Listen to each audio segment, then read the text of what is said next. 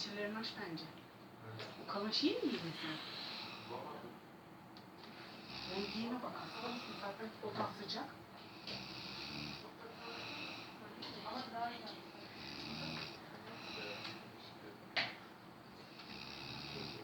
Sen bence pencereleri aç da ya. Sarı karşı. Ne yapıyorsun? Selam mı?